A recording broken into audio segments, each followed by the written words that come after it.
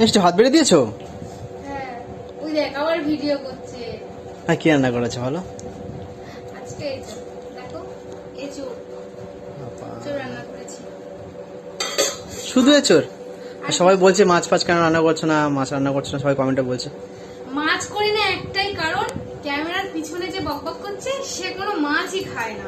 আমি কার জন্য মাছ করবো? মামুনিও নেই, একার জন্য মাছ করতে পারলে ফ্রিজে মাছ আছে, আমারও ভালো লাগে না।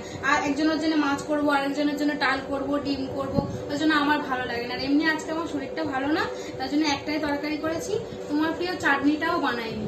তারপরে এটা আমার ননদ পাঠিয়েছে লাউ দিয়ে ডাল, তো এই দিয়ে আছে খেতে হবে, কিচ্ছু করার নেই, আমার শরীরটা ভালো নেই।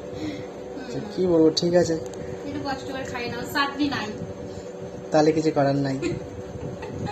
চাটনির কথা ভেবে ভেবে তুমি আজকে খেয়ে নাও, ঠিক আছে? তুমি ভাববে তুমি চাটনি খাচ্ছ। হ্যাঁ হ্যাঁ হ্যাঁ, ঠিক ঠিক, একদম ঠিক কথা। আমার জানা ছিল না তো এরকম। একদম ভাববে এগুলো। আচ্ছা, মজার কথা শোনো, যখন আমাদের বাড়িতে নিরামিষ রান্না হয় বৃহস্পতিবার করে, তখন খেতে ইচ্ছা করতো না, তো তখন আমি ভাবতাম মনে মনে আমার পাশে অনেক রকমের তরকারি আছে। আচ্ছা, এরা ভেবে ভেবে খেয়ে নিতাম। বাহ বাহ, সুন্দর। বক বক না করে খাও এবারে, চলো। ঠিক আছে, চলো।